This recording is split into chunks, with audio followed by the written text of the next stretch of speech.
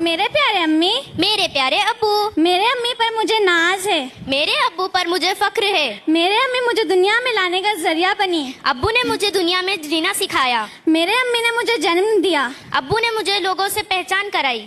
میرے امی نے مجھے بولنا سکھایا، ابو ہمیں لوگوں سے کس طرح بات کرتے ہیں وہ سکھاتے ہیں۔ میرے امی نے مجھے 9 مہینے پیٹ میں پالا، اور جب میں امی کے پیٹ میں تھی تب ابو نے میرے امی کی دیکھ بھال کی۔ میرے امی میرے لیے روزانہ اچھا کھانا بناتی ہے۔ ابو دن بھر دھوپ میں پسینہ بہاتے ہیں تاکہ ہم اچھا کھانا کھا سکے۔ کیا تمہیں معلوم نہیں کہ ماں کے قدموں کے نیچے جنت ہے؟ اور تم یہ بھول رہی ہو کہ ابو جنت کا دروازہ ہے۔ جب بھی میں بیمار ہوتی ہوں میرے امی میرے لیے رات بھر میری دیکھ بھال کرتے ہیں۔ ابو دن رات محنت کرتے تاکہ ہم سکون سے سو سکے۔ تم کہو یا نہ کہو، ماں کا درجہ سب سے بڑا اور بلند ہے۔ نہیں، ابو کا ہی مرتبہ بلند ہوتا ہے۔ نہیں، تمہیں ایک حدیث بتاتی ہوں جس سے تمہیں سمجھ آئے گا کہ امی اور ابو میں سے کس کا مرتبہ سب سے بڑا اور بلند ہے۔ اچھا بتاؤ۔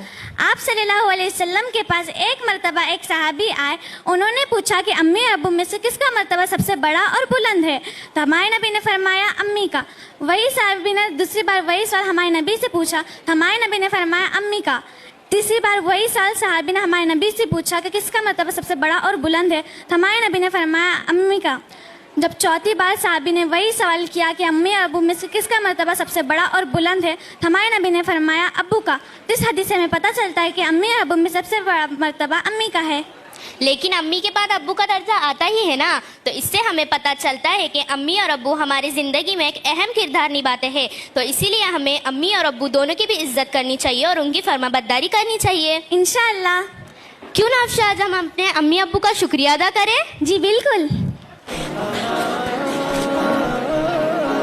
ان کے جو امی ابو ہے وہ ذرا نظر کے سامنے آ جائے۔ شکریہ امی۔ جزاک اللہ خیر۔ ماشاءاللہ، شکریہ۔ زوردار تالیاں ہو جائیں ان لوگوں کے لیے۔